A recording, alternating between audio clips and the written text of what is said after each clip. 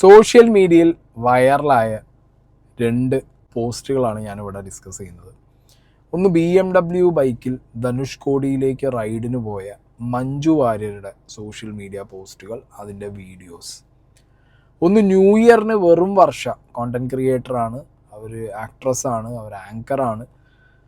അവർ upload ചെയ്ത അവരുടെ ഒരു വീഡിയോ, അതിനകത്ത് 2025 അവർ ഒരു സ്ട്രഗിളിങ് ഫേസിലായിരുന്നു, ഒരു ബ്രേക്ക് ഡൗണിലായിരുന്നു. അവിടുന്ന് അവരെങ്ങനെ അത് മറികടന്ന് മുന്നോട്ട് വന്നു എന്നുള്ളത് എക്സ്പ്ലെയിൻ ചെയ്യുന്ന ഒരു ഷോർട്ട് വീഡിയോ. ഈ രണ്ട് ലേഡീസിൻ്റെയും ലൈഫിൽ നിന്ന് ഇൻസ്പയർ ആവാൻ, ആണിനും പെണ്ണിനും ഇൻസ്പയർ ആവട്ടെ, ഇവിടെ സ്ത്രീയിൽ നിന്നൊരു സ്ത്രീ ഇൻസ്പയർ ആവുക എന്നുള്ളതിലുപരി ആണോ പെണ്ണോ അവരുടെ സ്ട്രഗിളിങ് ഫേസിൽ അവരെങ്ങനെ അത് സക്സസ്ഫുള്ളാക്കി മാറ്റി എന്നുള്ളത് നമ്മളെടുത്ത് അവർ ഓപ്പൺലി പബ്ലിക്കായിട്ട് ഷെയർ ചെയ്യുന്നുണ്ടെങ്കിൽ അതിൽ നമ്മൾ കടന്നു പോകുന്ന ചില സിറ്റുവേഷൻസുമായിട്ട് നമുക്ക് കണക്ട് ചെയ്യാൻ പറ്റുന്നുണ്ടെങ്കിൽ നമുക്ക് അവരുടെ ലൈഫിൽ നിന്ന് കുറച്ച് കാര്യങ്ങൾ ഇൻസ്പയർ ആയിട്ട് നമ്മളെ ലൈഫിൽ ഇംപ്ലിമെൻറ്റ് ചെയ്ത് നോക്കാം. ഓക്കെ, അങ്ങനെ ചെയ്യാൻ താല്പര്യമുള്ളവർക്ക് ഇവരുടെ രണ്ടുപേരുടെ ലൈഫിലും കുറച്ച് കാര്യങ്ങൾ ഭയങ്കര ഹെൽപ്ഫുൾ ആവും. നമ്മുടെയൊക്കെ ചുറ്റുപാടും ഒരുപാട് പേര് സക്സസ്ഫുൾ ആയിട്ടുള്ളവരുണ്ട്.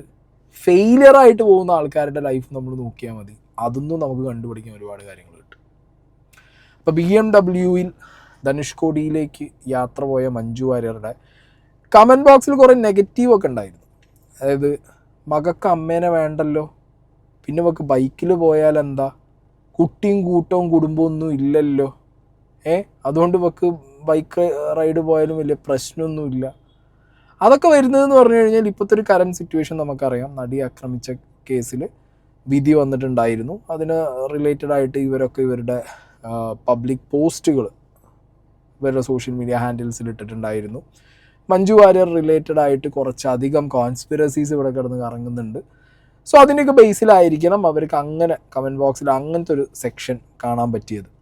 അതല്ലാതെ നോക്കുമ്പോൾ ഒരുപാട് പേർക്ക് ഇൻസ്പയറിംഗ് ആയിട്ടുള്ള ഒരു ലൈഫാണ് മഞ്ജു വാര്യരുതെന്നും ഒരുപാട് പേര് ഈ ഒരു മഞ്ജു വാര്യരുടെ ബൈക്ക് റൈഡിനെ എടുത്ത് ഒരുപാട് പേര് അവരുടേതായ രീതിയിൽ ഇതാണ് പെണ്ണ്, ഇവളായിരിക്കണം പെണ്ണ്, ഈ പെണ്ണിനെ കണ്ട് നിങ്ങൾ ഇൻസ്പയർഡ് ആവണം, ഇതൊരു പാഠപുസ്തകമാണെന്നൊക്കെ പറഞ്ഞ് ഒരുപാട് പേര് അവരുടേതായിട്ടുള്ള പേഴ്സണൽ POVs ഇട്ടിട്ടുണ്ട്.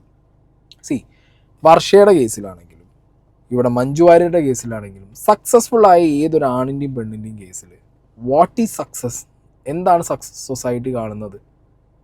അവരുടെ ലൈഫ് സ്റ്റൈലിൽ വന്ന ഇമ്പ്രൂവ്മെൻറ്റ്. ഈ ലൈഫ് സ്റ്റൈലിൽ വന്ന ഇമ്പ്രൂവ്മെൻറ്റും ഇതിൻ്റെ ബേസ് എന്താ? പണം, മണി, പൈസ. അപ്പോൾ ഒരാൾ അയാളുടെ ലൈഫിൽ സക്സസ്ഫുൾ ആയി എന്ന് സൊസൈറ്റി തിരിച്ചറിയുന്നത് അയാളുടെ ലൈഫ് സ്റ്റൈൽ കാണുമ്പോഴാണ്. മനസ്സിലായോ? ആ ലൈഫ് സ്റ്റൈലിൻ്റെ ബേസ് വരുന്നത് പണമാണ്. അപ്പോൾ അവർ പണം എങ്ങനെ ഉണ്ടാക്കുന്നു എന്നുള്ളത് അവരുടെ ലൈഫിൽ നിന്ന് പഠിച്ചു കഴിഞ്ഞാൽ അതിലൊറ്റ പാടെ നമുക്ക് പഠിക്കാനുണ്ടാവുള്ളൂ. എല്ലാവരുടെ ലൈഫിൽ നിന്നും സ്കില്ല് നല്ല പോളിഷ് ചെയ്ത്, നല്ല മെയിൻറ്റെയിൻ ചെയ്ത്, നല്ല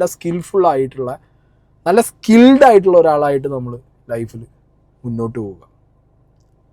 എഡ്യൂക്കേഷൻ, ഈ രണ്ട് കാര്യങ്ങളാണ്. സ്കില്ല് വേണം, എഡ്യൂക്കേഷൻ വേണം. ഓക്കെ, ഇത് രണ്ടും ഉണ്ടെന്നുണ്ടെങ്കിൽ സക്സസ്ഫുൾ ആവാം. നിങ്ങൾ ഇനി ലൈഫിൽ എന്ത് പൊട്ട സിറ്റുവേഷനിലാന്ന് വിചാരിച്ചോളൂ, ഈ രണ്ട് സാധനങ്ങൾ നിങ്ങളെ ഹെൽപ്പ് ചെയ്യും. നിങ്ങൾ പൊട്ടിത്തകർന്നിരിക്കുക, അത് ഏത് രീതിയിലാണെങ്കിൽ നിങ്ങൾ ഇല്ലാതായിട്ടിരിക്കുക. ഫിസിക്കലി അല്ലേ പറഞ്ഞത്, മെൻ്റലിയാണ് പറയുന്നത്. ഇനി ഫിസിക്കലി ആണെങ്കിൽ പോലും ഇഫ് യു ഹാവ് സ്കിൽ നിങ്ങൾക്ക് സർവൈവ് ചെയ്യാം. നിങ്ങൾക്ക് ആ സ്കില്ല് വെച്ചിട്ട് അത് ഇംപ്ലിമെൻറ്റ് ചെയ്ത് ജോലി എടുത്ത് ജീവിക്കാം. എഡ്യൂക്കേഷൻ ഭയങ്കര ഇമ്പോർട്ടൻ്റ് ആണ്.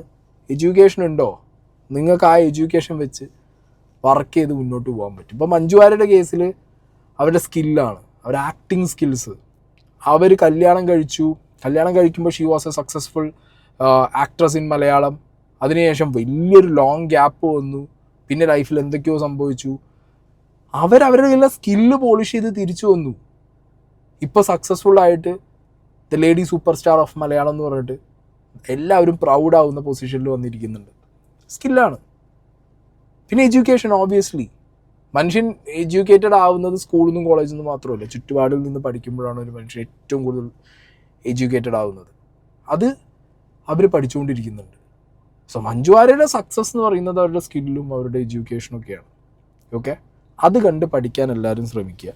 പിന്നെ ഈ പറഞ്ഞ പോലെ കുടുംബ ബന്ധം എന്ന് പറയുമ്പോൾ എപ്പോഴും പരസ്പരം കോംപ്രമൈസ് ചെയ്ത് പരസ്പരം ഒരു തടവറ പോലെ വീട് അങ്ങനെയാണ് മാറും.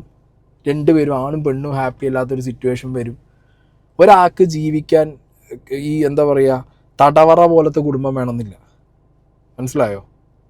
നമുക്ക് ജീവിക്കാൻ നമ്മളോടുള്ള സെൽഫ് ലവ് മതി. നമ്മളെ സ്നേഹിച്ചു കൊടുക്കുമ്പോൾ നമ്മൾ ബാക്കിയുള്ളവരും സ്നേഹിക്കും.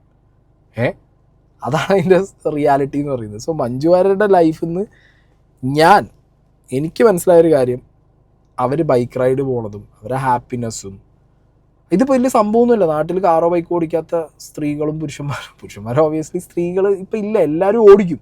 ഓക്കെ, ബൈക്കും കാറും ലോറിയും ബസ്സൊക്കെ ഓടിക്കുന്ന ഇഷ്ടം പോലെ സോളോ റൈഡേഴ്സ് ഇഷ്ടം പോലെ ആൾക്കാർ പുറം രാജ്യങ്ങളിൽ പല രാജ്യങ്ങളിലും പോയി വരുന്നുണ്ട്. സ്ത്രീകൾ ഒരുപാട് പേര് അങ്ങനെ ട്രാവൽ ചെയ്യുന്നുണ്ട്. പക്ഷെ മഞ്ജു വാര്യരൊരു ടെക്സ്റ്റ് ബുക്കാണെന്ന് പറയുന്നത് എന്ന് വെച്ചാൽ അവർ വന്ന ലൈഫ് സ്ട്രഗിൾ എവിടെയും അവരുടെ ആ സ്ട്രഗിൾ ഒരു നിമിഷം നിങ്ങൾ അവരുടെ മുഖത്ത് നോക്കിയാൽ കാണില്ല. She smiling, she is graceful. ആ ഒരു ഓറ ഉണ്ട്. ആ ഒരു ഓറ അവർ മെയിൻറ്റെയിൻ ചെയ്യുന്നതോ അല്ലെങ്കിൽ ആ ഓറ അവരിലേക്ക് എത്തുന്നതോ എന്താ, അവരുടെ സക്സസ് എന്ന് പറയുന്നത് അവരുടെ ലൈഫ് സ്റ്റൈലാണ്. അപ്പോൾ എല്ലാവരും ഹെൽത്തി ആയിട്ടുള്ള ലൈഫ് സ്റ്റൈലിലേക്ക് എത്താൻ ശ്രമിക്കുക, അതിന് വേണ്ടിയിട്ട് ഏൺ ചെയ്യുക, സക്സസ്ഫുൾ ആവുക. ഓക്കെ, അപ്പോൾ മഞ്ജു വാര്യർ അങ്ങനെ സക്സസ്ഫുള്ളായി എല്ലാവരും ഇൻസ്പയർ ചെയ്തൊരു സൈഡിൽ നിൽക്കുകയാണ്. അടുത്തത് വെറും വർഷയുടെ ആ റീലാണ് ഞാൻ അവിടെ പ്ലേ ചെയ്യാം. എനിക്ക് ഉറപ്പാണ് ബാക്കിയുള്ള ആൾക്കാരുടെ വിഷൻ ബോർഡിന്റെയും മേശന്റെ അടിയിൽ നിന്ന് മുന്തിരിങ്ങ കഴിക്കുന്നതിന്റെയും മാനിഫെസ്റ്റേഷന്റെയും എഫർമേഷൻസിന്റെയും 2025 നേട്ടങ്ങളുടെ ഫോട്ടോസിന്റെയും മറ്റേ റീൽസിന്റെയും ഒക്കെ ഓരോ സാധനങ്ങൾ കണ്ട് ഇങ്ങനെ ഇരിക്കുകയായിരിക്കും നിങ്ങൾ. എന്നാ പിന്നെ നമുക്ക് ഒരു റിയാലിറ്റി ചെക്ക് നടത്തിയാലോ? 2025 ഒരു വേറെ തന്നെ ഒരു വർഷമായിരുന്നു കേട്ടോ. ഈ വർഷം ഞാൻ ഒരു BMW സ്വന്തമായിട്ട് മേടിച്ച വർഷമാണ്. അതേ വർഷം തന്നെയാണ് എന്റെ റിലേഷൻഷിപ്പ് പൊട്ടിപ്പാളീസായി നഷ്ടപ്പെട്ട് ബാക്ക് ടു 0 ആയ വർഷം. മലയാളത്തിൽ തന്നെ ഏറ്റവും ടോപ്പ് ടെലിവിഷൻ ഷോയില് വീണ്ടും ആങ്കറായിട്ട് ഞാൻ ചെയ്തുകൊണ്ടിരിക്കുന്ന വർഷമാണത്. ഈ വർഷം തന്നെയാണ് എന്റെ ലൈഫിൽ ആദ്യത്തെ ആൻസൈറ്റിക്കും പാൽപിറ്റേഷനും പാനിക് അറ്റാക്കിനുള്ള മറ്റു പല മാനസിക അസുഖങ്ങൾക്കുള്ള മരുന്നുകൾ ലിറ്ററലി ഞാൻ കഴിച്ചു തുടങ്ങിയ വർഷവും ഈ വർഷം തന്നെ. ഞാൻ അത്യാവശ്യം നന്നായിട്ട് ഏൺ ചെയ്തൊരു വർഷമായിരുന്നത്. പക്ഷെ ഈ വർഷം തന്നെയാണ് എന്റേതല്ലാത്ത കാരണത്താല്, എന്റെ തെറ്റുകൊണ്ടല്ലാണ്ട് എന്റെ കയ്യിൽ ഇഷ്ടം പോലെ പൈസ നഷ്ടപ്പെട്ട് എന്താ പറയുക ലിറ്ററലി ചതിക്കപ്പെട്ടൊരു വർഷം. ഞാൻ പൊതുവെ അങ്ങനെ ആരുമായിട്ട് അധികം കമ്പയർ ചെയ്യാത്ത ഒരാളാണ്. പക്ഷെ ഈ വർഷമാണ് ഞാൻ എന്നെ മറ്റു പലരുമായിട്ട് കമ്പയർ ചെയ്ത് പണ്ടാറടങ്ങി എനിക്ക് ആഗ്രഹമുള്ള എല്ലാ സാധനങ്ങളും മേടിച്ചൊരു വർഷമാണിത്. ഞാനൊരു 4-5 കൺട്രി ട്രാവൽ ചെയ്തിട്ടുള്ളൊരു വർഷമായിരുന്നു ഇത്. പക്ഷെ ഇതൊക്കെ മേടിച്ചിട്ട് ഇത്രയും സ്ഥലത്തൊക്കെ പോയിട്ടും തിരിച്ച് ഞാൻ വന്നപ്പം എന്റെ വീട്ടിൽ ആരും ഉണ്ടായിരുന്നില്ല.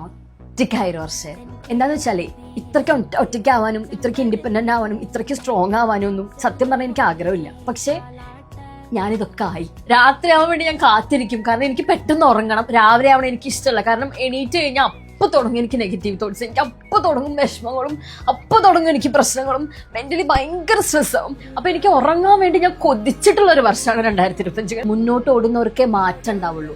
ചായാനൊരു തണലുണ്ടാവുമ്പോൾ നമുക്ക് ക്ഷീണം ഉണ്ടാവും, പക്ഷെ എനിക്ക് തണലില്ല. അതുകൊണ്ട് ക്ഷീണം ഉണ്ടെങ്കിലും എനിക്ക് മുന്നോട്ട് പോയേ പറ്റൂ. നിങ്ങളുടെ support is very very huge. Thank you so much. കണ്ണ് തുറപ്പിച്ച വർഷം. മറ്റുള്ളവരുടെ ഫോട്ടോസും സ്റ്റോറീസും മാത്രം കണ്ടിട്ട് അവരുടെയൊക്കെ ലൈഫ് എമ്മാരി ലൈഫാണ്, എൻ്റെ ലൈഫൊക്കെ എന്ത് ഡാർക്കാണെന്ന് ആലോചിച്ചുകൊണ്ടിരിക്കുന്ന നിങ്ങൾക്ക് വേണ്ടിയിട്ടാണ് ഞാൻ ഈ വീഡിയോ ചെയ്യുന്നത്. അതായത് വെറും വർഷം എന്ന് പറയുമ്പോൾ പെട്ടെന്ന് എനിക്ക് ഈ വർഷയുടെ ഈ ഒരു പെർട്ടിക്കുലർ വീഡിയോ കണ്ടപ്പോൾ ഓർമ്മ വന്നത്, വർഷ തന്നെ ബ്രേക്കപ്പിനെ കുറിച്ച് ചെയ്തൊരു വീഡിയോ ഉണ്ട്. Real breakup and reality breakup എന്ന് പറഞ്ഞിട്ടുള്ള ഒരു സാധനം ചെയ്തിട്ടുണ്ട്. അതെനിക്ക് ഭയങ്കര ഇഷ്ടമുള്ളൊരു റീലായിരുന്നു. അപ്പോൾ വർഷ പറഞ്ഞു വെച്ച സംഗതി തന്നെ, അതായത് റീൽ ഈസ് നോട്ട് റിയാലിറ്റി. നിങ്ങൾ റീലിൽ കാണുന്നതല്ല പലരുടെയും റിയൽ ലൈഫ് എന്ന് പറയുന്നത്. ഓക്കെ, ഭയങ്കരമായിരിക്കും. ഇപ്പോൾ വർഷയുടെ വീഡിയോസ് കാണുന്ന, ഇപ്പോൾ ഈ ഒരു വീഡിയോ കാണുന്നത് വരെ ഞാൻ ഒരിക്കലും വിചാരിച്ചിട്ടില്ല അവർ ഇത്രയും ഒരു സ്ട്രഗിൾ അല്ലെങ്കിൽ ഇത്രയും എന്താ പറയുക റോക്ക് ബോട്ടം അടിച്ച് പോയൊരു 2025 ആണ് അവർക്കുള്ളത് എന്നുള്ളത്, അല്ലെങ്കിൽ ലൈഫിലൊരു സിറ്റുവേഷൻ ഒരു പാച്ചാണ് അവർക്കുള്ളത് എന്നുള്ളത് ഒരിക്കലും നമുക്ക് റെക്കഗ്നൈസ് ചെയ്യാൻ പറ്റില്ല. മനസ്സിലായില്ല? അപ്പോൾ റിയൽ ലൈഫിൽ കാണുന്ന ഒരു സംഗതി മാത്രം കണ്ട് നമ്മൾ അതിന്ന് ഒന്നും കിട്ടാനില്ല. Reality will be something different. അത് തന്നെ ഇപ്പോൾ വർഷയ്ക്കൊക്കെ ഇങ്ങനത്തെ ഒരു അവസ്ഥയിലും തിരിച്ചു വരാൻ പറ്റുന്നത് അവരുടെ സ്കില്ലും അവരുടെ എഡ്യൂക്കേഷനുമാണ്. ഇവിടെ പല സ്ത്രീകൾക്കും ഒരു തിരിച്ചുവരവ് കിട്ടാതെ പോയത്, പല പുരുഷന്മാർക്കും ലൈഫിലേക്ക് ഒരു തിരിച്ചുവരവ് കിട്ടാതെ പോകുന്നത് അവർക്ക് ഈ എഡ്യൂക്കേഷനും സ്കില്ലും ഇല്ലാത്തത് കൊണ്ട് തന്നെയാണ്. പിന്നെ അവർക്ക് ഒരു ഗൈഡൻസ് ഇല്ലാത്തൊരു പ്രശ്നം, അതായത് ലൈഫിൽ ഗൈഡൻസ് എന്ന് പറഞ്ഞു കഴിഞ്ഞാൽ ഏതെങ്കിലും ഒരു കൗൺസിലിംഗ് സെൻറ്ററിൽ പോയിട്ട് ഒരാളുടെ അടുത്തുനിന്ന് വാങ്ങേണ്ട ഒരു ഐറ്റം ഒന്നുമല്ല. ഗൈഡൻസ് എന്ന് പറയുമ്പോൾ നമുക്ക് നമ്മളുടെ ഏറ്റവും ക്ലോസ് ആയിട്ടുള്ള ഫ്രണ്ട് സർക്കിളിൽ നിന്ന്, നമ്മുടെ വീട്ടിൽ നിന്ന്, നമ്മളേറ്റവും ട്രസ്റ്റ് ചെയ്യുന്ന നമ്മുടെ പാർട്ട്ണറിൽ നിന്ന് കിട്ടേണ്ട ഒരു ഐറ്റമാണ്. മനസ്സിലായോ? അതായത് നമുക്ക് ചില സിറ്റുവേഷനിൽ നമ്മൾ ഭയങ്കരമായിട്ട് ആഗ്രഹിക്കും ആരെങ്കിലും വന്നെന്ന് നമ്മളെ ഒന്ന് 2 വാക്ക് പറഞ്ഞിരുന്നെങ്കിൽ. ആരെയും കിട്ടാതാവുന്ന സിറ്റുവേഷനിൽ, ഒരാളും ഇല്ലാത്ത സിറ്റുവേഷനിൽ ചുറ്റുപാടും നോക്കുക. വേറൊരാൾക്ക് ഗൈഡൻസ് കൊടുക്കുന്നുണ്ടെങ്കിൽ അത് നമുക്കാന്ന് വിചാരിച്ച് സമാധാനിച്ചിട്ടെങ്കിലും മുന്നോട്ട് കയറി വരാൻ ശ്രമിക്കുക എന്നുള്ളതേ പറയാനുള്ളൂ. വർഷ ഇത് മാത്രമല്ല, വർഷ അയാം ധന്യവർമ്മയ്ക്ക് കൊടുത്ത ഇൻ്റർവ്യൂവിനകത്തും അവരുടെ ലൈഫിൻ്റെ കുറേ കാര്യങ്ങളും അവരുടെ സ്ട്രഗിൾ ഫേസും അവരനുഭവിച്ചതും പിന്നെ അതിൽ നിന്ന് അവർ ഇൻസ്പയർഡായി പുറത്തു വന്നതൊക്കെ, അങ്ങനെ പല കാര്യങ്ങളും വർഷ പറയുന്നുണ്ട്. അവിടെ എല്ലാവരുടെ ലൈഫും നേരത്തെ ഞാൻ പറഞ്ഞ പോലെ ഓരോ കാര്യങ്ങൾ കാണും നമ്മളൊക്കെ ഇൻസ്പയർ ചെയ്യുന്നത്. അതിൽ നിന്നൊക്കെ കിട്ടുന്നതൊക്കെ എടുക്കാൻ നോക്കുക, എന്നിട്ട് സ്വന്തം ലൈഫിൽ ഇംപ്ലിമെൻ്റ് ചെയ്യാൻ ശ്രമിക്കുക. ഞാൻ ആക്ച്വലി ഒരു ഇൻട്രോവേർട്ടാണ്. അതായത് ആംബിവേർട്ട് എന്ന് വേണമെങ്കിൽ പറയാം. എനിക്ക് എല്ലാ സമയത്തും ഞാൻ ഭയങ്കര ഹാപ്പി ആയിട്ടും എല്ലാം ഡീൽ ചെയ്യുന്ന ഒരാളല്ല. എനിക്ക് സംസാരിക്കാൻ ഭയങ്കര ബുദ്ധിമുട്ടുള്ള ഒരാളാണ്. ഭയങ്കര നാണമാണ് എനിക്ക് പുതിയൊരു സർക്കിൾ ഓഫ് ആൾക്കാരുടെ ഇടയ്ക്ക് കയറി ചെന്ന് സംസാരിക്കാൻ എനിക്ക് പറ്റില്ല. ഞാൻ ഒന്ന് സെറ്റിൽ ആയതിനു ശേഷം എനിക്ക് സംസാരിക്കാൻ പറ്റുള്ളൂ. അങ്ങനത്തെ ഒരാൾ ആങ്കർ ആയിക്കഴിഞ്ഞാൽ എന്തായിരിക്കും അവസ്ഥ? അതായത് ഇപ്പോൾ നമ്മുടെ ജഡ്ജസ് ഇരിക്കുന്നു, ഇവരെല്ലാവരും ഇരിക്കുന്നു, കുട്ടികളിരിക്കുന്നു, ഇവരൊക്കെ ഞാനല്ല ഓണാക്കി കൊണ്ടുവരേണ്ടത്. എനിക്ക് പലപ്പോഴും അങ്ങനെ ഭയങ്കര അടിപൊളിയായിട്ട് പ്രസൻറ്റ് ചെയ്യാൻ പറ്റാറില്ല എന്നുള്ളത് തന്നെയാണ് എൻ്റെ ഏറ്റവും വലിയ പ്രശ്നം. ഇപ്പോഴും അത് തന്നെയാണ് പ്രശ്നം. പക്ഷെ ഞാൻ എല്ലാ ദിവസവും ശ്രമിക്കുന്നുണ്ട് പറ്റുന്ന പോലെയൊക്കെ. ഞാൻ സ്കൂളിലൊക്കെ പഠിക്കുന്ന സമയത്ത് എന്നെ ഒന്നിനും കൂട്ടാറില്ല. അതായത് ഡാൻസ് അല്ലെങ്കിൽ പരിപാടിയൊക്കെ ഒന്നും. കാരണം എന്താ വെച്ചാൽ എപ്പോഴും കുറച്ച് പോപ്പുലർ ആയിട്ടുള്ള ആൾക്കാരായിരിക്കുമല്ലോ നമ്മുടെ സ്കൂളിൽ ഡാൻസ് വരുമ്പോൾ. വിശ്വസിക്കാൻ പറ്റുന്നില്ല വർഷം പോപ്പുലർ അല്ലായിരുന്നു. ചേച്ചി ഞാൻ പോപ്പുലറാണ് മറ്റു പല കാര്യങ്ങൾക്ക്. അതൊന്നും ആയിരുന്നില്ല. അതായത് ഞങ്ങളുടെ സ്കൂളിൽ ഞാൻ ഭയങ്കര കോമ്പറ്റീഷൻ ഉള്ള സ്കൂളിലാണ് പഠിച്ചത്. എൻ്റെ ക്ലാസ്സിലൊക്കെ കുറേ ഡാൻസേഴ്സ് എന്ന് പറഞ്ഞാൽ അവർ പുറത്തൊക്കെ വലിയ വലിയ മാഷന്മാരുടെ അടുത്തൊക്കെ പഠിച്ചിട്ടുള്ള ഡാൻസ് പഠിക്കുന്ന ആൾക്കാർ, പാട്ട് പഠിക്കുന്ന ആൾക്കാർ, മോണാക്ട് പഠിക്കുന്ന ആൾക്കാർ, അങ്ങനത്തെ ആൾക്കാരാണ്. ഞങ്ങളുടെ സ്കൂളിൽ തന്നെ ആയിരിക്കും ഇപ്പോൾ ഒരു ജില്ലാ മത്സരമൊക്കെ വരുമ്പം ഏറ്റവും കൂടുതൽ കുട്ടികളൊക്കെ പോകുന്നുണ്ടാവുക. അപ്പോൾ ഇവരുടെ ഇടയിൽ ഇതൊന്നും പുറത്തുപോയി പഠിക്കാണ്ട് അമ്മ എഴുതി തന്ന മോണാക്റ്റും കഥാപ്രസംഗമൊക്കെ പഠിച്ചിട്ട് നമുക്ക് സത്യം പറഞ്ഞാൽ ഫസ്റ്റ് ഒന്നും കിട്ടാറില്ല. അപ്പം ഇങ്ങനെ കിട്ടുന്ന ആൾക്കാരായിരിക്കും അവിടെ എപ്പോഴും മുമ്പിൽ ഉണ്ടാവുക. ഇപ്പോഴും എനിക്ക് ഓർമ്മയുള്ള കാര്യം, ഞാൻ 3ാം ക്ലാസ് പഠിക്കുമ്പം നമ്മുടെ കറുപ്പിനഴക് വെളുപ്പിനഴക് എന്ന് പറഞ്ഞ പാട്ട് ഇറങ്ങിയ സമയം.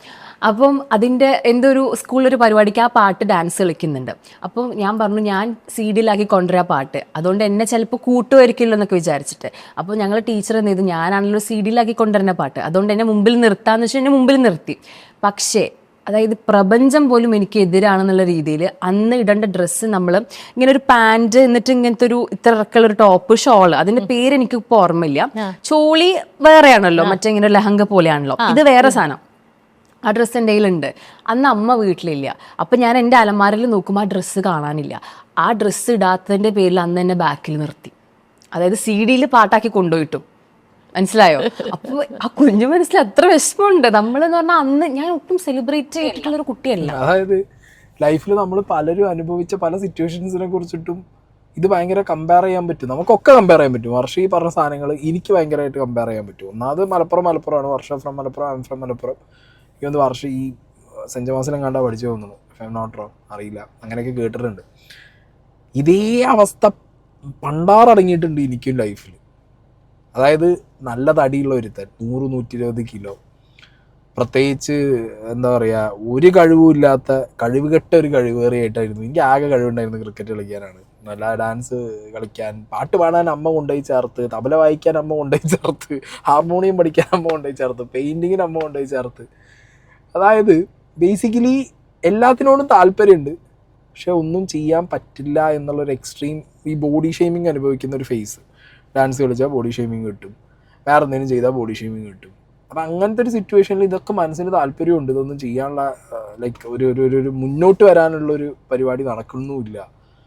ഞാൻ സ്റ്റേജ് കയറാൻ ഒരുപാട് ഇഷ്ടപ്പെട്ടിരുന്നു. ഇതേപോലൊരു എന്താ പറയുക, 10 ആൾ കാണുമ്പോൾ അവൻ കൊള്ളാം, അവൻ നല്ല അടിപൊളി സിംഗറാണ്, ഡാൻസറാണെന്നൊക്കെ പറഞ്ഞു കേട്ടിരുന്നെങ്കിലും ആഗ്രഹിച്ച സമയത്തൊന്നും നമുക്കൊന്നും ആവാൻ പറ്റിയിട്ടില്ല.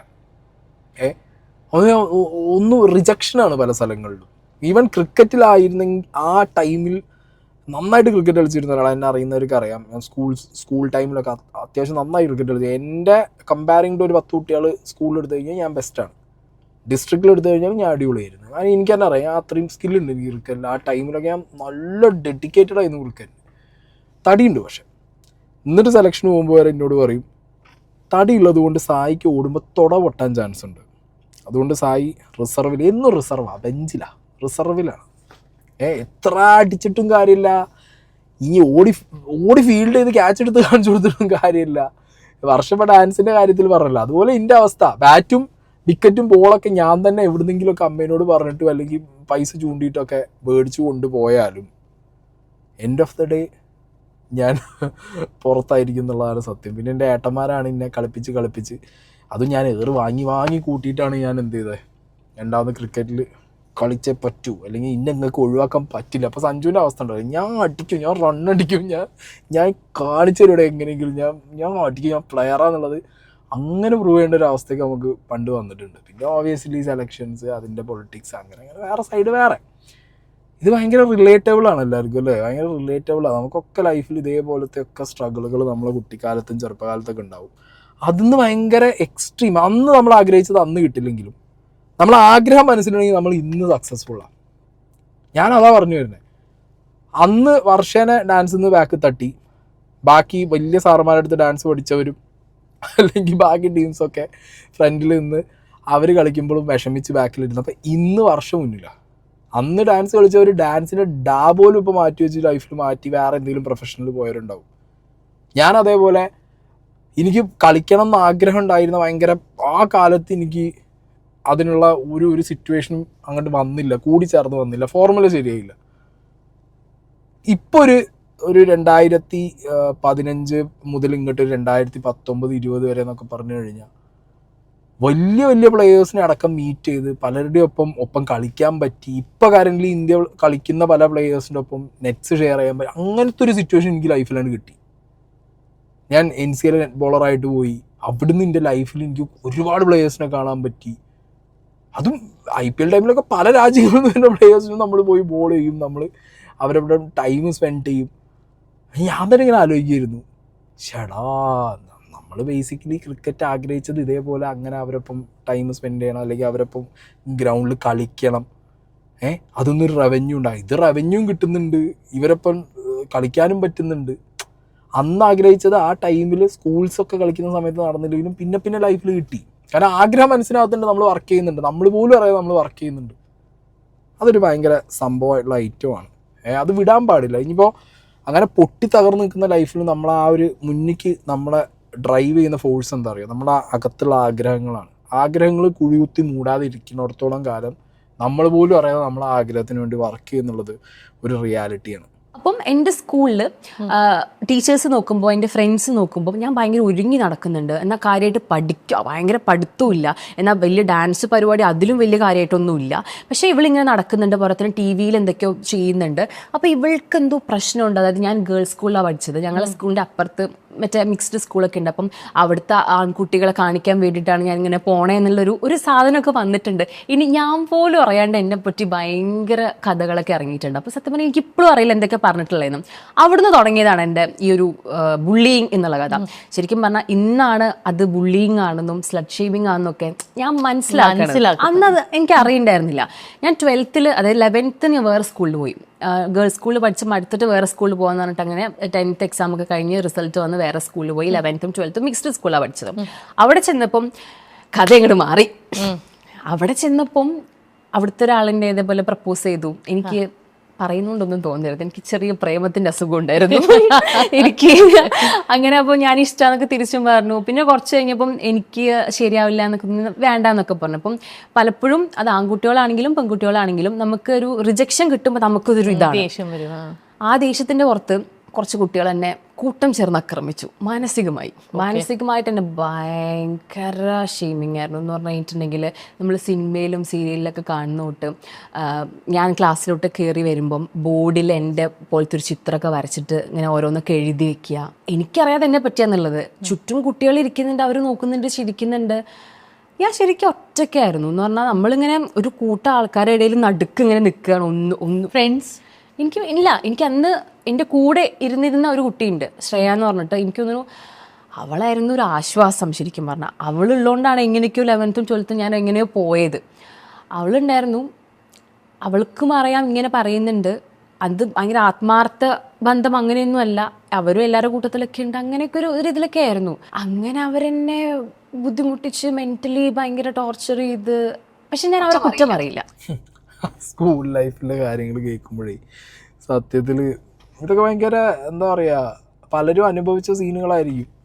ഇപ്പോൾ വർഷം പറഞ്ഞ കാര്യങ്ങൾ ഭയങ്കര ഹാർഡാണ് ഏതൊരാൾക്കും. എനിക്ക് എന്തായാലും അങ്ങനത്തെ ഒരു സിറ്റുവേഷൻ റിലേറ്റബിൾ അല്ല. ബട്ട് വർഷയെ പോലെ ഇങ്ങനെ അനുഭവിക്കുമ്പോൾ നമ്മളും സ്കൂളിൽ പഠിക്കുമ്പോൾ പറഞ്ഞു അവളെ മറ്റേ മനസ്സിലായോ, ഓ മറ്റേ ഇതുണ്ട്, ഇതില്ലാന്ന് പറയാൻ പറ്റില്ല, ഈ സംഗതി ഉള്ളതാണ്. സ്കൂളിൽ ഇപ്പോഴും ഉണ്ടാവും ഈ സാധനം. ഇതിൻ്റെ ഒരു ടോണും ഇതിൻ്റെ മറ്റേ സാധനങ്ങളും വാക്കുകളും മാറിയിട്ടുണ്ടാവും. മനസ്സിലായോ? നമ്മളെ കാലത്തുള്ള വൊക്കാബുലറി അല്ലല്ലോ ഇപ്പോൾ ഉള്ളത്. ചെറിയ മാറ്റങ്ങളൊക്കെ, ചെറുതല്ല വലിയ മാറ്റങ്ങൾ കാണും. നമ്മൾ പഠിക്കുന്ന സമയത്ത് ഓള് വലിയ മറ്റോളാം, ഓക്കെ ഓള് ഇതുണ്ട്, അതൊക്കെ അനുഭവിക്കേണ്ട ഒരു അവസ്ഥ. അത് അനുഭവിച്ചവർ ഇപ്പം ചിന്തിക്കുമ്പോൾ, ഇപ്പം ഈ വർഷേനെ പോലെ ചിന്തിക്കുമ്പോൾ ബാക്കിൽ നമ്മൾ അനുഭവിച്ചതിൻ്റെ ഗ്രാവിറ്റി എന്താണെന്നുള്ളത് ശരിക്കും ആലോചിക്കുമ്പോഴേ പേടി പോകും, ഭയങ്കര പേടി പോകും. അപ്പം അത്രയും സ്ട്രഗിളുകൾ ഈ ലൈഫിൽ വർഷം അനുഭവിച്ചിട്ടുണ്ടെന്നുണ്ടെങ്കിൽ ആ സ്ട്രഗിളിൽ നിന്ന് അന്ന് സർവൈവ് ചെയ്ത് പോകുന്നതാണ് ഇപ്പം ലൈഫിലൊരു ഡൗൺ വന്നപ്പോൾ അതിന്ന് രക്ഷപ്പെടാൻ വേണ്ടിയിട്ടുള്ള ഇൻസ്പിറേഷൻ. അങ്ങനെയാണ് അത് വേണം ശരിക്കും നമ്മൾ ചെയ്യണം. നമ്മൾ പണ്ട് വീണ് പോയ, നമ്മളെ തളർത്തി കളഞ്ഞ്, നമ്മൾ തളർന്നിരുന്ന സ്ഥലത്ത് നിന്ന് നമ്മൾ എങ്ങനെ തിരിച്ചു വന്നു, ആ സിറ്റുവേഷനോ അല്ലെങ്കിൽ തളർത്തിയവരെ കുറിച്ചോ തളർത്തിയ സംഗതിയെക്കുറിച്ചോ നമ്മൾ ചിന്തിക്കാതിരിക്കുക. തിരിച്ചെങ്ങനെ നമ്മൾ കയറി വന്നു എന്നുള്ളതിൻ്റെ ഒരു ഓഡിറ്റ് നമ്മളെ കയ്യിൽ വേണം. എന്നാലേ സിമിലർ കൈൻഡ് ഓഫ് സിറ്റുവേഷൻ ലൈഫിൽ പിന്നെ മുന്നോട്ട്, അത് ഏത് ഏജിൽ വന്നാലും നമുക്ക് പൊങ്ങി വരണം എന്നുള്ള ഒരൊറ്റ ആഗ്രഹം മനസ്സിലുണ്ടെങ്കിൽ അന്ന് ഞാൻ എന്ത് ചെയ്തു, അത് ചിന്തിച്ചാൽ ചിലപ്പോൾ പൊങ്ങി വരാൻ പറ്റും ഇപ്പോൾ. മനസ്സിലായോ? കാരണം നമ്മളെ ബോഡി, നമ്മളെ മൈൻഡൊക്കെ അതിന് ട്രെയിൻഡാണ് ഓൾറെഡി. ആ ഒരു സിറ്റുവേഷൻ നമ്മൾ സർവൈവ് ചെയ്തതാണ്. അത് നമുക്ക് ഈ ലൈഫിൽ ഏത് സ്റ്റേജിലും പറ്റും. അത് ജസ്റ്റ് ഒന്ന് റീകോൾ ചെയ്യാൻ പറ്റിയാൽ മതി നമുക്ക്. അത് റീകോൾ ചെയ്യണമെന്നുണ്ടെങ്കിൽ നമ്മൾ അന്ന് ചിന്തിക്കലാ, ഞാനിപ്പോൾ ഇതിന്ന് തിരിച്ചു വരാൻ കാരണം ഇന്ന കാര്യങ്ങൾ ഞാൻ ചെയ്തു, ഇന്ന കാരണങ്ങൾ കൊണ്ടാണ്, അതിന് ഹെൽപ്ഫുള്ളായ ഇന്ന വ്യക്തികൾ ചിലപ്പോൾ കാണും, ഇന്ന സിറ്റുവേഷൻ ഉണ്ടായിരുന്നു. ഇതൊന്ന് ഓർത്ത് വെച്ചാൽ കുറച്ചും കൂടി ഈസി ആയിരിക്കും. കുട്ടിക്കാലം ഇന്നെങ്ങനെയാണ് വർഷേൻ്റെ പേഴ്സണാലിറ്റിയെ, വർഷയുടെ ലൈഫിനെ ഇൻഫ്ലുവൻസ് ചെയ്യുന്നത്? സെൽഫ് മെയ്ഡ് ആണ്, ഒത്തിരി ഫേസ് ചെയ്തിട്ടുണ്ട്, ഐസൊലേഷൻ ഫേസ് ചെയ്തിട്ടുണ്ട്. So how has it changed you as a person? ഇന്നും എനിക്കുള്ള ട്രോമാസിൻ്റെ അല്ലെങ്കിൽ എനിക്കുള്ള പല പ്രശ്നങ്ങളുടെയും കോർ റീസൺ ആയിട്ട് ഞാൻ കാണുന്നത് എൻ്റെ ആ ഒരു 8ാം ക്ലാസ് മുതലുള്ള ലൈഫാണ്. എനിക്ക് ആളുകളെ ഫേസ് ചെയ്യാൻ ബുദ്ധിമുട്ടാണ്, ഇപ്പോഴും എനിക്ക് ബുദ്ധിമുട്ടാണ്.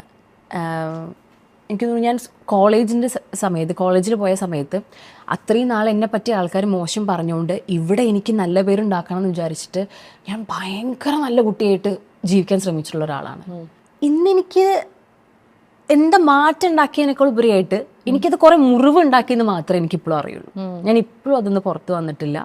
പക്ഷെ എനിക്ക് ആരടുത്തും പരാതിയില്ല. കാരണം അവരന്ന് കുട്ടികളാണെന്ന് എനിക്കറിയാം, അവരും ഇവരില്ലാണ്ട് ചെയ്തതാണ്. അതിലൊരാൾ എന്നെ വിളിച്ച് സോറി പറഞ്ഞിട്ടുണ്ട്. എന്നെ വിളിച്ച് 4 വർഷം കഴിഞ്ഞിട്ട് ഞാൻ MBA പഠിക്കുമ്പോൾ എന്നെ വിളിച്ച് പറഞ്ഞിട്ടുണ്ട് അന്ന് അങ്ങനെയൊക്കെ പറ്റിപ്പോയതാണെന്ന്. പക്ഷേ അവർക്ക് പറ്റിയത് നമുക്ക് ഓക്കെ എന്ന് വയ്ക്കാം. പക്ഷേ ഇതിലൊരാളുടെ അമ്മ ഭയങ്കര മലപ്പുറത്ത് അത്യാവശ്യം ഒരു ലീഡിങ് ആയിട്ടുള്ളൊരു ലേഡിയാണ് പുള്ളിക്കാരത്തി. അവർ ക്ലാസ് എടുക്കുകയാണ്. അപ്പം ക്ലാസ്സിന് ഞാനും പോകുന്നുണ്ട്, ഞങ്ങളെ എല്ലാ 11th കുട്ടികളും പോകുന്നുണ്ട്. അത്രയും കുട്ടികളെ മുമ്പിൽ വെച്ച് ഭയങ്കര എഡ്യൂക്കേറ്റഡ് ആയിട്ടുള്ള, ലോകം കണ്ടിട്ടുള്ള, അത്രയും വിവരമുള്ള ഒരമ്മ എന്നെ അവരെ മുമ്പിൽ വെച്ച് എന്നെ ബുള്ളി ചെയ്തിട്ടുണ്ട്. എൻ്റെ അടുത്ത് പറഞ്ഞിട്ടുണ്ട് മിന്നുന്നതെല്ലാം പൊന്നല്ല. അത് ഞാൻ മറ്റേ ഒരുങ്ങി നടക്കുന്ന ആളാണല്ലോ, അപ്പോൾ അവരുദ്ദേശിക്കുന്നത് ഞാൻ ഓക്കെ മിന്നി നിൽക്കുന്നുണ്ട്, പക്ഷെ അവരുടെ ഒന്നും സ്വഭാവം നല്ലതല്ല. അപ്പം ഞാൻ ക്ലാസ്സിൽ ഒരമ്മ പറയുന്നതാണ്, നല്ല വിവരമുള്ള ഒരമ്മ പറയുന്നതാണ്. അപ്പോൾ കുട്ടികൾ ചെയ്തതൊക്കെ നമുക്ക് കണ്ടില്ല എന്ന് വേണമെങ്കിൽ നടിക്കാം. പക്ഷെ അവരങ്ങനെ പറയാൻ പാടുണ്ടായിരുന്നു. അത്രയും കുട്ടികളെ മുമ്പിൽ വെച്ചിട്ട് എല്ലാവരും എന്നെ നോക്കി ചിരിക്കുക. അപ്പം ഞാൻ ലിറ്ററലി ഓക്കെ അവിടെയും പോയി ഇവിടെ പരിപാടി അവതരിച്ചാലും ഇതാണ് അവസ്ഥ എന്നുള്ളൊരു ഇതിലോട്ട് ഞാൻ വന്നായിരുന്നു ആ സമയത്ത്. എല്ലാവരും പറയാറുണ്ട് കുട്ടിക്കാലമാണ് അവർക്ക് ഏറ്റവും ബെസ്റ്റ്, അവർക്ക് തിരിച്ച് പോകണം, സ്കൂൾ ഡേയ്സിലോട്ട് പോകണം. ഞാൻ പറയും എനിക്ക് പോകണം, ഇതാണ് എൻ്റെ ബെസ്റ്റ് ലൈഫ്. ആക്ച്വലി ഇപ്പം ഞാൻ ജീവിക്കുന്നതാണ് എൻ്റെ ഏറ്റവും ബെസ്റ്റ് ലൈഫ്. എൻ്റെ സ്കൂൾ കാലഘട്ടം എനിക്ക് ട്രോമയാണ്.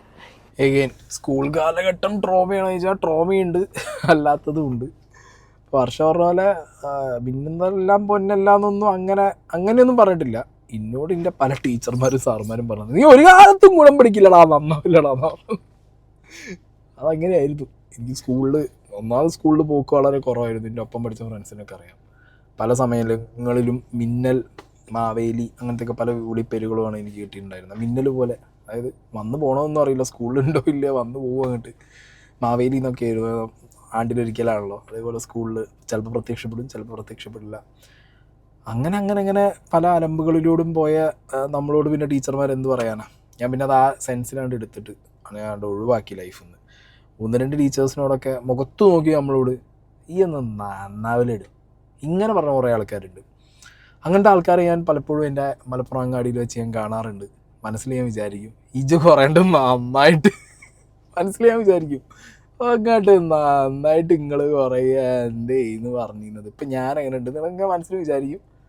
ഒരാളോട് ഒരു ടീച്ചറോട് തികച്ചും ഒരു വട്ടം ഇനി അത്രയും അവർ ഭയങ്കരമായിട്ട് ക്ലാസ്സിൽ നിന്ന് തന്നെ സായി കൃഷ്ണൻ എവിടെ എത്താൻ പോകുന്നില്ല, ഒന്നും ആവും, ഇവരൊക്കെ എവിടെയെങ്കിലും എത്തുക എന്നൊക്കെ ഇവരെ വിചാരം എന്താ അറിയുമോ, കളക്ടർ ആവുക, എഞ്ചിനീയർ ആവുക, സൊസൈറ്റിയിൽ അങ്ങനെ റെപ്യൂട്ടഡ് എന്ന് സോ കോൾഡ് പൊസിഷൻസിലൊക്കെ പോയിരിക്കും. ഇതൊക്കെയാണ് ഇവരുടെ ഒരു സംഗതി ഉണ്ടായിരുന്നത്. എന്നെ സംബന്ധിച്ചിടത്തോളം ലൈഫിൽ ഒരാളെ മുന്നിലും കൈ നീട്ടാതെ അല്ലെങ്കിൽ ഒരാൾക്കും ബാധ്യതയാവാതെ ജീവിക്കുക എന്ന് പറയുന്നതാണ് നമ്മളുടെ റെപ്യൂട്ടേഷൻ. ഞാനിപ്പോൾ അടുത്ത് ഇങ്ങനെ എന്നെ പഠിപ്പിച്ച ഒരു ആണാ വേണ്ടെന്നൊന്നും പറയുന്നില്ല, ഒരു ടീച്ചറെ ഞാൻ കണ്ട സമയത്ത് 36 ഇന്നങ്ങനെ നോക്കിയിട്ട് പറഞ്ഞു, സായി എന്തല്ലേ, സായൊക്കെ ഒരുപാട് നമ്മൾ ഒരിക്കലും എക്സ്പെക്റ്റ് ചെയ്തില്ല. അവിടെ എനിക്ക് പൊളിഞ്ഞ്. അവിടെ നിങ്ങൾ പണ്ടിനോട് പറഞ്ഞിട്ടുണ്ട് ഞാനൊന്നും ആവില്ല. നിങ്ങൾ ആവുമെന്ന് പറഞ്ഞവരൊക്കെ ഇന്ന് ആയോ ഇല്ല എന്നൊന്നും എനിക്ക് അറിയേണ്ട ആവശ്യമില്ല. ഈ നിങ്ങളെ മുന്നിൽ വന്ന് നിൽക്കുമ്പോൾ ഞാൻ 10 ആയിട്ടാണ് വന്ന് നിൽക്കുന്നത്. അതുകൊണ്ട് നാക്ക് ജീവിതത്തിൽ ഉപയോഗിക്കുമ്പോൾ അത് നാളെ ആ നാവിൻ്റെ റിപ്ലൈ എന്ത്, വേറെ അപ്പുറത്തെ സൈഡിൽ നിന്ന് അതിന് എന്ത് ഉത്തരം വരും എന്നുള്ളത് നിങ്ങൾ ചിന്തിക്കേണ്ടിയിരുന്നു. എനിക്കിപ്പം നിങ്ങളോട് പറയാനുള്ളത്, എനിക്ക് നിങ്ങളെ കാണുമ്പോൾ കാർക്കിച്ച് തൂപ്പാനോ തോന്നുന്നത് ഞാൻ പറഞ്ഞു ഞാനത്. കാരണം എന്താ അറിയുമോ, അവർ ഇന്നോട് മാത്രം ആയിരിക്കില്ല അവനെ പറയുന്നത്, ഇത് എല്ലാ ടീച്ചേഴ്സിനും ഒരു പാടാണ്. മനസ്സിലായോ? ഒരിക്കലും നിങ്ങൾ പഠിപ്പിക്കുന്ന ഒരു കുട്ടികളുടെ മുഖത്ത് നോക്കിയിട്ട് നീ ഒന്നും ആവില്ല, തമാശയ്ക്കാണെങ്കിൽ പോലും നിങ്ങളത് പറയരുത്. കാരണം അൺഫോർച്ചുനേറ്റ്ലി ആരെങ്കിലും ഒന്നും ആവാതായി അവരെ മനസ്സിൽ എപ്പോഴും കിടക്കുക എന്താ അറിയോ, അന്നാ ടീച്ചർ പറഞ്ഞാൽ ഒന്നുമല്ല, ഞാൻ ഒന്നും ആയില്ല. ഈ സാധനം കിടക്കും. ഈ ഒരൊറ്റ വാക്കിന് മുകളിൽ തളർന്നു പോയിട്ട് ജീവിതത്തിൽ ഒന്നും ആവാതെയും പോകും ചിലർ ഇതിന്ന് അങ്ങോട്ട് ഞാൻ ഒന്നും ആവില്ല എന്ന് പറഞ്ഞു, എന്നാൽ ഞാൻ കാണിച്ചു തരാം. സ്പാർക്ക് കിട്ടുന്ന ആൾക്കാർ കുറവായിരിക്കും, ആ വാക്കിന് മുകളിൽ തളർന്നു പോണവരാവും എണ്ണം കൂടുതൽ. അതുകൊണ്ട് ഒരു ടീച്ചറാവുമ്പോൾ ഇമാതിരി വർത്താനം, ഇപ്പോൾ എൻ്റെ എക്സ്പീരിയൻസ് ഞാൻ പറഞ്ഞു, വർഷേൻ്റെ നിങ്ങൾ കേട്ട് ടീച്ചേഴ്സ് ആകുമ്പോൾ ഒരിക്കലും ഈ സാധനങ്ങളൊന്നും കുട്ടികളോട് പറയരുത്. അതിനല്ല നിങ്ങൾ ടീച്ചറാവുന്നത്. എല്ലാവരെയും എന്തെങ്കിലുമൊക്കെ ആകാൻ വേണ്ടി ഇൻസ്പയർ ചെയ്യാനും അവരെ പഠിപ്പിക്കാനും നിങ്ങൾ ടീച്ചേഴ്സ് ആവുന്നത്. ഇത് 90s കാലഘട്ടത്തിൽ ടീച്ചേഴ്സ് എല്ലാം ഇതേപോലെ വെട്ടക്കുള്ള കുറേ സാധനങ്ങൾ പറഞ്ഞു വെക്കുന്ന ആളുകളാണ്. ഒന്നും പറയാതെ കുട്ടികളെ വളരെ എന്താ പറയുക എൻകറേജ് ചെയ്ത് വിട്ട ടീച്ചർമാരുടെ എണ്ണം കുറവായിരിക്കും. പക്ഷേ ഇപ്പോഴത്തെ ടീച്ചർമാരെ കുറിച്ച് എനിക്ക് അറിയില്ല, ഇപ്പോഴത്തെ ജനറേഷനിൽ ടീച്ചർമാർ ഇങ്ങനെയാണോ എന്ന് എനിക്ക് വലിയ പിടുത്തല്ല. ആണെങ്കിൽ കുട്ടികളോട് ഇങ്ങനത്തെ വർത്തമാനങ്ങൾ പറയുന്നത് നിർത്തുക എന്നുള്ളത് അങ്ങനത്തെ ടീച്ചേഴ്സിനോട് പറയാനുള്ളൂ.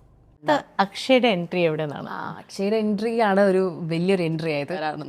ആ സമയത്താണ് കറക്റ്റ് അക്ഷയ് ലാൻഡ് ചെയ്യുന്നത്. അക്ഷയായിട്ട് ഇങ്ങനെ സംസാരിക്കുമ്പം ഞാൻ ആക്ച്വലി വിചാരിക്കുന്നത് അക്ഷയ് കോഴിക്കോടുകാരനാണ് ഞാൻ വിചാരിക്കണേ. സംസാരിച്ചപ്പോഴാണ് മനസ്സിലായത് ട്രിവാൻഡ്രം ആണെന്നുള്ളത്. അപ്പം എൻ്റെ വീട് മലപ്പുറം ആയതുകൊണ്ട് തന്നെ എൻ്റെ അച്ഛനും അമ്മയ്ക്കും മാക്സിമം ഒരു കണ്ണൂർ അല്ലെങ്കിൽ ഒരു എറണാകുളം അത്രയേ ഉള്ളൂ, അതിനപ്പുറത്തേക്ക് അവർക്ക് പോകാൻ പറ്റില്ല. എൻ്റെ അടുത്ത് വേണ്ട എന്നൊക്കെ പറഞ്ഞു. പക്ഷെ ഞാൻ സംസാരിച്ചു വന്നപ്പോൾ എനിക്ക് ഭയങ്കര ഇഷ്ടപ്പെട്ടു, ഭയങ്കര രസമാണ് എന്ന് പറഞ്ഞാൽ സംസാരിക്കാൻ ഭയങ്കര കാര്യമായിരുന്നു. അങ്ങനെ ഞാനങ്ങനെ വേണമെന്ന് പറഞ്ഞിട്ടുള്ളൊരു ലവ് അറേഞ്ച്ഡ് മാരേജ് ആയിരുന്നു എൻ്റെ അക്ഷയുടെ. And what is it like, ഒരു കാനഡയിൽ വർക്ക് ചെയ്യുന്ന ഭർത്താവും കേരളത്തിൽ മീഡിയയിൽ ജോലി ചെയ്ത് അവിടെ ഇവിടെ എല്ലാം പറന്ന് നടന്ന് പണിയെടുക്കുന്ന വർഷയും എങ്ങനെയാണ് ഇത് മാനുവർ ചെയ്യുന്നത്? ലോങ് ഡിസ്റ്റൻസ് മാരേജ് ഭയങ്കര പ്രശ്നമാണ്. അതായത് ചേച്ചിക്ക് അറിയാലോ, നമ്മളിപ്പോഴും നന്നായിട്ടിരിക്കുന്നതിനേക്കാൾ കൂടുതലും അടിപിടി വഴക്ക് കാര്യങ്ങൾ തന്നെയായിരിക്കും. അത് വേറൊന്നും കൊണ്ടായിരിക്കില്ല, ടൈമിൻ്റെ ഡിഫറൻസ് ഭയങ്കരമായിട്ടുണ്ടല്ലോ. കാനഡയിൽ ഇപ്പം എനിക്ക് തോന്നുന്നു രാവിലെ ആവണുള്ളൂ, അത് രാത്രി എന്താന്ന് തോന്നുന്നു. അപ്പം ഭയങ്കര പ്രശ്നങ്ങളാണ് ആക്ച്വലി. പക്ഷെ സംഭവം പോകുന്നുണ്ട് മുന്നോട്ട് എങ്ങനെയൊക്കെയോ. അത്ര അല്ല, സാധാരണ ഇങ്ങനെയൊക്കെ ഒരു അലയൻസ് വരുമ്പോൾ വീട്ടുകാർ പറയുന്നത് ജോലിയെല്ലാം വിട്ടിട്ട് അങ്ങോട്ട് പോയിക്കോളൂ, അവിടെ തന്നെ ജോലി നോക്കി സെറ്റിൽ ആയിക്കോളൂ എന്നൊക്കെയാണ് പറയുന്നത്. സോ ആ ഒരു പ്രഷർ ഒരിക്കലും ഫേസ് ചെയ്തിട്ടില്ല. കാരണം ഞാൻ പലപ്പോഴും കണ്ടിട്ടുണ്ട് പെൺകുട്ടികളുടെ കാര്യത്തിൽ അവർക്ക് എത്ര നല്ല ജോലിയാണെങ്കിലും എത്ര നല്ല വരുമാനമാണെങ്കിൽ തന്നെയും കല്യാണം കഴിച്ച ഹസ്ബൻഡ് വേറെ ഏതെങ്കിലും പുറത്തുള്ള ഒരു നാട്ടിലാണെങ്കിൽ ഇതെല്ലാം വിട്ടിട്ട് പോണ ഒരു ടെൻഡൻസീസ് ഉണ്ട്. അപ്പോൾ ആ തരത്തിലുള്ള പ്രഷേഴ്സ് ഫേസ് ചെയ്യുന്ന ഗേൾസിനോട് എന്താ പറയാനുള്ള വർഷയ്ക്ക്? അതായത് എനിക്കും ഇങ്ങനത്തെ ഒരു സാധനം വന്നിട്ടുണ്ടായിരുന്നു. അതായത് ഇപ്പം എൻ്റെ വീട്ടുകാർ പറഞ്ഞിട്ടൊന്നുമല്ല, ഇവൻ അക്ഷയ് പറഞ്ഞിട്ടുമല്ല. അതായത് നമ്മൾ കല്യാണം കഴിക്കുന്നത് എന്തിനാ? ഒരുമിച്ച് ജീവിക്കാൻ വേണ്ടിയിട്ടാണ്. അപ്പോൾ പിന്നെ അവിടെ ഇവിടെയും നിന്ന് കല്യാണം കഴിക്കേണ്ട ആവശ്യമില്ലല്ലോ. എൻ്റെ പ്ലാൻ പ്രകാരം കല്യാണം കഴിച്ചു കഴിഞ്ഞിട്ട് അക്ഷയ്ക്ക് PR ഉണ്ട്, അപ്പോൾ എനിക്കും കൂടി PR ആയി കഴിഞ്ഞാൽ അങ്ങോട്ട് പോവാനായിരുന്നു. പക്ഷേ ദൈവത്തിൻ്റെ പ്ലാൻ വേറെ ആയിരുന്നു. മൂപ്പര് വിചാരിച്ചു നീ അത്ര പെട്ടെന്നൊന്നും കാനഡയിൽ പോകണ്ട. എനിക്ക് PR കിട്ടാൻ ഏകദേശം 1.5 വർഷം കൊടുത്തു. ആ 1.5 വർഷത്തിലാണ് ഇവിടെ നിന്നിട്ട് എൻ്റെ കരിയർ മാറിയത്. എനിക്ക് നേരത്തെ കിട്ടുമായിരുന്നെങ്കിൽ ചിലപ്പോൾ ഞാൻ പോയിട്ടുണ്ടാവുമായിരുന്നു. അതുകൊണ്ട് അതായത് നിങ്ങൾ ഇൻഡിപെൻഡൻ്റ് ആവണം എന്നോ അല്ലെങ്കിൽ അങ്ങനെയൊന്നും ഞാൻ പറയുന്നില്ല. കാരണം ഇത് ഞാൻ പോലും വിചാരിക്കേണ്ട എനിക്ക് വന്ന പ്ലാനാണ്. പക്ഷെ ഒരു കാര്യം ഞാൻ പറയാം, ഇനി എൻ്റെ കരിയറിൽ ഒരുവിധ കോംപ്രമൈസ് ഞാൻ ചെയ്യില്ല. അത് എൻ്റെ അനുഭവം കൊണ്ടാണ് ഞാൻ പറയുന്നത്. കാരണം ഞാൻ മനസ്സിലാക്കുന്നത് എനിക്ക് ഏറ്റവും കൂടുതൽ ഹാപ്പിനെസ് കിട്ടുന്നത് ഞാൻ നല്ലൊരു വർക്ക് കഴിഞ്ഞ് വരുമ്പോഴാണ്, എനിക്കതിൽ റിസൾട്ട് ഉണ്ടാകുമ്പോഴാണ്. അത് കഴിഞ്ഞ് വരുമ്പം എൻ്റെ ഫാമിലി എല്ലാവരും ഉണ്ടെങ്കിൽ അതാണ് എൻ്റെ സന്തോഷം. അല്ലാണ്ട് ഈ പറഞ്ഞ ഒന്നും ഇല്ലാണ്ട് വെറുതെ വീട്ടിലിരുന്ന് കഴിഞ്ഞിട്ടുണ്ടെങ്കിൽ ഞാൻ ഒരിക്കലും എൻ്റെ ഫാമിലിനെ നോക്കുന്ന ഒരു ഹാപ്പി ആയിട്ടുള്ള ഒരാളായിരിക്കില്ല.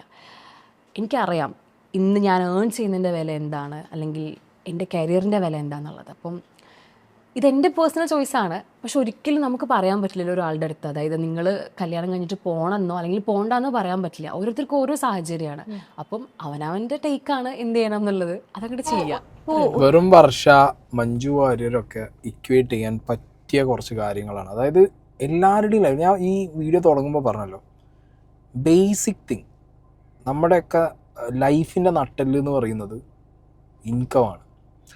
വെറും വർഷ പറഞ്ഞ് ലാസ്റ്റ് ആയപ്പോൾ പറഞ്ഞല്ലോ, ഇൻകം, സ്റ്റെബിലിറ്റി, മണി, ഈ സാധനം എല്ലാം അതിൻ്റെ മുകളിലാണ് നിൽക്കുന്നത്. നമ്മളൊരു നല്ല വർക്ക് ചെയ്യുന്നു, അതിന് റിസൾട്ട് വരുന്നു, നല്ല വർക്ക് നല്ല റിസൾട്ട്, വിച്ച് മീൻസ് ബാങ്കിൽ നല്ല കാശ്, പുതിയൊരു വർക്ക് കുറച്ചും കൂടി കൂടുതൽ പേയ്മെൻറ്റ്. സെയിം തിങ് മഞ്ജു വാര്യരും വർഷയൊക്കെ. നമ്മൾ റിലേഷൻ ചൂസ് ചെയ്തു. നമ്മളിപ്പോൾ മഞ്ജു വാര്യർ ദിലീപുമായിട്ടുള്ള ഒരു റിലേഷൻഷിപ്പ് ചൂസ് ചെയ്തു, വർഷ വേറൊരു പയ്യനായിട്ടുള്ള ചൂസ് ചെയ്തു. നമ്മൾ ആരായിട്ട് റിലേഷൻഷിപ്പ് ചൂസ് ചെയ്യണു, ലൈഫ് മുന്നോട്ട് പോകണു എന്നല്ല, നമ്മൾ എന്തെങ്കിലും കോംപ്രമൈസ് ചെയ്തിട്ടാണോ ആ ലൈഫിൽ ഇരിക്കുന്നത്, നമ്മൾ ഒരിക്കലും സന്തോഷം ഉണ്ടാവില്ല. നമുക്ക് പുറത്ത് കാണിക്കാൻ പറ്റും സന്തോഷമാണെന്നുള്ളത്, അകത്തകത്ത് നീറായിരിക്കും.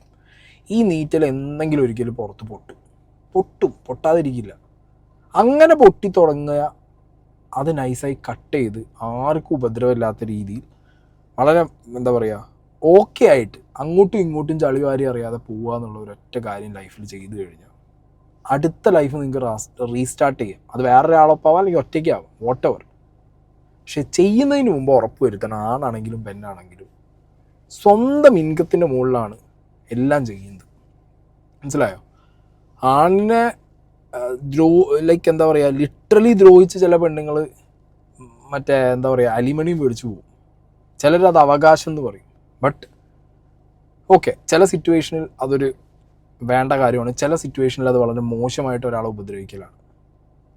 അതിൻ്റെ ഒരു അവസ്ഥ കൂടിയും ഒരാൾക്ക് വരാൻ കാരണം എന്താ വെച്ചെങ്കിൽ അവർ ചിലപ്പോൾ സെൽഫ് ഏണിങ് ആവില്ല. അപ്പോൾ സെൽഫ് ഏണിങ് ആയി കുറച്ച് അവരവരുടെ എന്താ പറയുക സ്വന്തം നിലയ്ക്ക് പൈസ ഉണ്ടാക്കി ജീവിക്കുന്ന ഒരാളാണെന്നുണ്ടെങ്കിൽ ഒരു ലേഡി എനിക്ക് തോന്നുന്നില്ല അലിമണി എന്ന് പറഞ്ഞുള്ളൊരു സാധനത്തിന് മുകളിൽ ഒരാളുടെ പിന്നാലെ പോയിട്ട് വാങ്ങുന്നുള്ളത്. എന്തിനാ ആ സാധനം എനിക്ക് എൻ്റെ ഇഷ്ടത്തിന് ജീവിക്കാൻ പറ്റുമെന്ന് പറഞ്ഞാൽ ആ ഗത്തിൻ്റെ മുകളിൽ അവർ പോകും. പിന്നെ ചില സിറ്റുവേഷനിൽ വീട്ടുകാർ, ഫാമിലീസ്, ഫ്രണ്ട്സ് ഇടപെട്ടിട്ട് കുറേ കുത്തിത്തിരിപ്പ് ഉണ്ടാക്കി എന്തെങ്കിലുമൊക്കെ പറഞ്ഞു വിടും. അത് വേറെ സിറ്റുവേഷൻ. ഈ ആണുങ്ങളെ കേസാണെങ്കിലും ഒരു റിലേഷൻഷിപ്പ് കഴിഞ്ഞു പൊട്ടിത്തകർന്ന് വെള്ളം അടിച്ച് മയക്കുമരുന്ന് അടിച്ച് എവിടെയെങ്കിലും അയ്യോ അവൾ പോയി അല്ലെങ്കിൽ ആ റിലേഷനോ മറ്റേതാക്കി പോയി എന്നൊക്കെ, അതെന്താ പറയുക, അവർക്ക് അവരുടെ വർക്കിലോ അവരുടെ ലൈഫിലോ ഇൻട്രസ്റ്റ് ഇല്ലാത്തൊരു വ്യക്തിയായിരിക്കും അത്. ഇതൊക്കെ ഒരു ഫുൾ സ്റ്റോപ്പ് പോലെ നിർത്തിപ്പോകേണ്ട കാര്യങ്ങളൊന്നും ഇല്ലല്ലോ. ഞാൻ നേരത്തെ പറഞ്ഞ പോലെ എഡ്യൂക്കേഷൻ ഉണ്ട്, സ്കില്ലുണ്ട് എന്നുണ്ടെങ്കിൽ, ലൈഫിൽ നമുക്ക് ഇൻകം ജനറേറ്റ് ചെയ്യാൻ പറ്റുന്നുണ്ടെങ്കിൽ നമുക്കിനി ഒന്നും വേണ്ട. ആണും വേണ്ട, പെണ്ണും വേണ്ട, പെണ്ണിന് ആണും വേണ്ട, ആണിന് പെണ്ണും വേണ്ട. ഒറ്റയ്ക്ക് ജീവിച്ച് മുന്നോട്ട് പോകാൻ പറ്റും, ഒരു കുഴപ്പമില്ല. ഹെൽത്തി ആയിട്ട് ഇരിക്കാൻ നമുക്കപ്പോൾ നമ്മളെ നോക്കാനുള്ള ടൈമും ഉണ്ടാവും, നമ്മളെ ഇഷ്ടത്തിന് നമുക്ക് മുന്നോട്ട് പോകാം, അങ്ങനെയും ജീവിക്കാം. അങ്ങനെ ജീവിച്ചിട്ടല്ലേ ഇപ്പോൾ 5 പേര് പോകണേ.